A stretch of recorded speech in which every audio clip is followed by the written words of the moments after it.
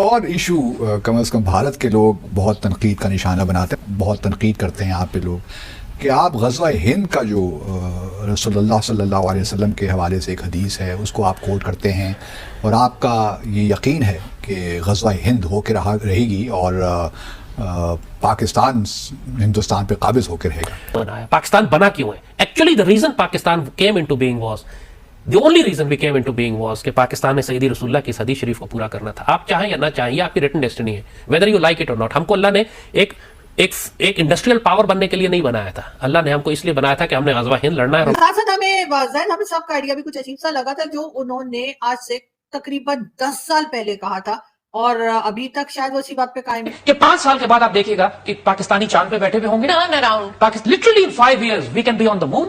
ہم پوری دنیا کی فیصلے پاکستان سے ہو رہے ہوں گے، we'll be the super power of the world in 5 years۔ I guarantee you 5 years۔ ہاتھ اپنا کھڑا کریں، کتنے لوگ پاکستان چھوڑ کے جانا چاہتے ہیں؟ وجہ کیا ہے؟ نا امیدی ہے، مایوسی ہے، کام نہیں، سب جا رہے ہیں، سب جا رہے ہیں۔ مودی پرائم منسٹر صرف اس لیے بنا ہے کہ اس نے گجرات میں مسلمانوں کو ذبح کیا تھا۔ اگر وہ یہ نہ کرتا، اگر وہ مسلمانوں کا جینوسائیڈ نہ کرتا گجرات میں، کبھی یہ چیف منسٹر سے پرائم منسٹر نہ بنتا۔ اور غزوہ ہند کے جہاں تک تعلق ہے، آپ اس کو غزوہ ہند نہ کہیں، آپ نہیں مانتے ان حدیث کو، ٹھیک ہے نہ مانیں، یہ تو ایک عام پاکستانی بھی ماننے پہ مجبور ہوگا کہ بھارت پاکستان سے ایک فیصلہ کن جنگ کرنا چاہتا ہے، بھارت اکھنڈ بھارت بنانا چاہتا ہے۔ ابھی انہوں نے اپنی پارلیمنٹ بنائی ہے، اس میں نقشہ اکھنڈ بھارت کا لگا ہے نا۔ مجھے نیند آئی ہوئی تھی، میری آنکھیں کھل گئی ہیں، مطلب میں سن کے حیران اور پریشان ہو گیا ہوں کہ یہ کیسی عجیب مطلب بچے کون باتیں کر رہے ہیں۔ یہ کہاں سے آپ لوگ، کون سی قوم ہو بھائی، کہاں سے آ گئے ہو؟ عقل لو عقل، پھر باتیں کرتے ہو۔ سے ہوا ہے تو ان کو ذرا بھی شرم نہیں ہے کہ ہمارے ملک میں کیا ہو رہا ہے۔ اور ایشو کم از کم بھارت کے لوگ بہت تنقید کا نشانہ بناتے ہیں، بہت تنقید کرتے ہیں یہاں پہ لوگ کہ آپ غزوہ ہند کا جو رسول اللہ صلی اللہ علیہ وسلم کے حوالے سے ایک حدیث ہے اس کو آپ کوٹ کرتے ہیں، اور آپ کا یہ یقین ہے کہ غزوہ ہند ہو کے رہے گی اور پاکستان ہندوستان پہ قابض ہو کے رہے گا۔ اب جو میں نے حدیث پڑھی اس کے 2 حصے ہیں، ایک تو غزوہ ہند کے یقیناً ہے، ہند پہ قبضہ ہوگا، اور اس کے بعد پھر حضرت عیسیٰ علیہ السلام کے حوالے سے ہے۔ تو کچھ لوگوں کا خیال ہے غزوہ تو ہند ہو چکا، مسلمانوں نے قبضہ بھی کیا ہند پہ، پاکستان بیچ میں کہاں سے آ گیا؟ ہم 1000 سال بعد ہم نے حکومت بھی یہاں پہ کی، پھر اپنی غلطیوں سے وہ حکومت چلی بھی گئی، تو پھر اب غزوہ ہند کی کیا ریلیونس رہ جاتی ہے؟ بالکل واضح بات ہے کہ یہ احادیث اینڈ ٹائمز کی ہیں، اولین وقت کی نہیں ہے۔ آپ جس حدیث شریف کا ریفرنس دے رہے ہیں کہ مسلمانوں کی ایک فوج ہندوستان سے تصادم کرے گی، اس کے حکمرانوں کو زنجیروں میں جکڑ کر لائے گی، پھر وہ فوج پلٹے گی اور شام جائے گی اور عیسیٰ علیہ السلام کے ساتھ۔ تو یہ سیکوینس جو ہے یہ پہلے تو کبھی نہیں ہوا، یہ سیکوینس اینڈ ٹائمز کا ہے، آخری دور کا ہے۔ اور غزوہ ہند کے جہاں تک تعلق ہے، آپ اس کو غزوہ ہند نہ کہیں، آپ نہیں مانتے ان حدیث کو، ٹھیک ہے نہ مانیں، یہ تو ایک عام پاکستانی بھی ماننے پہ مجبور ہوگا کہ بھارت پاکستان سے ایک فیصلہ کن جنگ کرنا چاہتا ہے، بھارت اکھنڈ بھارت بنانا چاہتا ہے۔ ابھی انہوں نے اپنی پارلیمنٹ بنائی ہے، اس میں نقشہ اکھنڈ بھارت کا لگا ہے نا۔ اب وہ کھل کے بات کر رہے ہیں کہ ہم پاکستان آکوپائڈ کشمیر پر قبضہ کریں گے، ہم دریائے سندھ تک آئیں گے، ہم سندھو تک آئیں گے، انڈس ریور، یہ جو ان کا نتھو رام گوڈسے ہے، ابھی تک انہوں نے اس کی راکھ کو دریا میں، گنگا میں یا جمنا میں پھینکا نہیں ہے، کیونکہ اس نے وصیت کی تھی کہ میری راکھ کو دریائے سندھ میں پھینکا جائے۔ سو وہ تو آئیں گے، اکھنڈ بھارت ان کا ایک آئیڈیولوجیکل، ایموشنل، ایک پیشنیٹ ڈریم ہے، آپ چاہیں یا نہ چاہیں، اور اکھنڈ بھارت کے رستے میں صرف پاکستان کھڑا ہوا ہے، تو پھر وہ ایک الگ لیول ہے۔ پاکستان اگر وہ نعوذ باللہ وہ یہ سمجھتے ہیں کہ پاکستان کو ہم نقصان پہنچا سکے یا اکھنڈ بھارت کے لیے پاکستان پہ ہم نے قبضہ کر لیا تو اس کے بعد ریجن کا کوئی ملک ہمیں نہیں روکے گا، جبھی تو انہوں نے اکھنڈ بھارت کا نقشہ افغانستان سے ملیشیا تک بنایا ہے۔ اور مطلب شیملیسلی اس بات کی کوئی انہوں نے جیو پالیٹکس کی پرواہ نہیں کی، اپنے ڈپلومیٹک ریلیشن شپ کی پرواہ نہیں کی، یہ پرواہ نہیں کی کہ ریجن میں دوسرے ملکوں کو کتنا برا لگے گا۔ انہوں نے اپنی پارلیمنٹ پہ کھل کے اکھنڈ بھارت کا میپ لگایا ہے۔ اور جو آر ایس ایس آئیڈیالوجی ہے، جو ایکسپینشنسٹ ہے، جو ہندو سپریمیسی کو بلیو کرتی ہے، جو مسلمانوں کا اب یہ کہہ رہی ہے کہ ہندو راشٹر بنے گا، یہ انڈیا میں پالیٹکس ہمیشہ پاکستان کے خلاف ہوتی ہے۔ وہ الیکشن جیتتے ہیں پاکستان کے خلاف نیریٹو پہ یا کشمیر کے خلاف نیریٹو پہ، اور مسلمانوں کے خلاف جینوسائیڈ پہ۔ مودی پرائم منسٹر صرف اس لیے بنا ہے کہ اس نے گجرات میں مسلمانوں کو ذبح کیا تھا۔ اگر وہ یہ نہ کرتا، اگر وہ مسلمانوں کا جینوسائیڈ نہ کرتا گجرات میں، کبھی یہ چیف منسٹر سے پرائم منسٹر نہ بنتا۔ وہ کریڈینشل تھے، یہ سی وی پہ لکھا ہونا ضروری ہے آپ کے کہ میں نے اتنے 1000 مسلمان زندہ جلائے۔ اور اگلے پرائم منسٹر الیکٹ ہونے کے لیے ان کو یہ کرنا ہے، پاکستان کے خلاف ایک میجر ایڈونچر۔ وہ اپنے خیال میں اگر یہ سمجھ رہے ہیں کہ محدود رہے گی کشمیر تک، تو that's a dangerous calculation, it can get totally out of control. آپ اس جنگ کو جنگ کہیں یا غزوہ ہند کہیں، وی کال اٹ غزوہ ہند، we call it the final decisive war with India. یہ جنگ جو हिंदू भी इस जंग को मानते हैं, उनके अपने स्क्रिप्चर्स में लिखा हुआ है कि एक जंग हमारी होगी पाकिस्तान के साथ। पाकिस्तान तो 1947 में बना, ये कैसे वही बात कि पाकिस्तान तो 1947 में बना, लेकिन हदीस शरीफ में 1400 साल पहले कैसे लिखा था कि मुसलमानों की एक फौज भारत पे आखिरी दौर में भारत पे करेगी। अफगानिस्तान से भी हो सकती थी, अगेन हो सकती थी, लेकिन अल्लाह ने न्यूक्लियर पावर आपको बनाया है। पिछले 75 साल से भारत के साथ हालत जंग में कौन सी कौम है?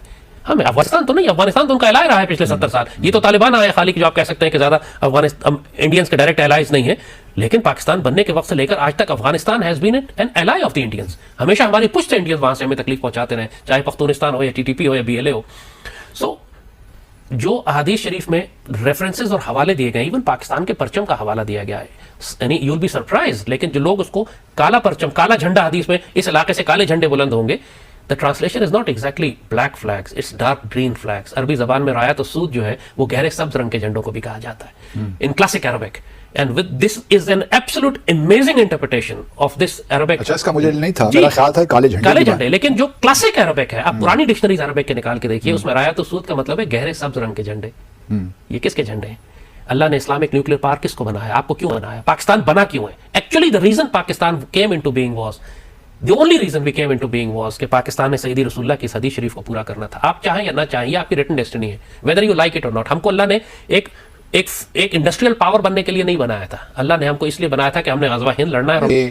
पाकिस्तान में जो इस वक्त हालात हैं, लोगों के खाने के मसाइल, इन्फ्लेशन आप देखिए, अंदरूनी एतबार से हम खलफशार का शिकार, एटम बम तो हमने बना लिया, ठीक है, लेकिन मुझे इसमें कोई शुबा नहीं है जी। पाकिस्तानी कौम हम डेकेडेंस में चले गए, हम आपस में नाइत्तफाकी का शिकार हैं, लेकिन यही मैदान जंग, यही वो आग और खून की भट्टी है जो हमको कुंदन बनाएगी।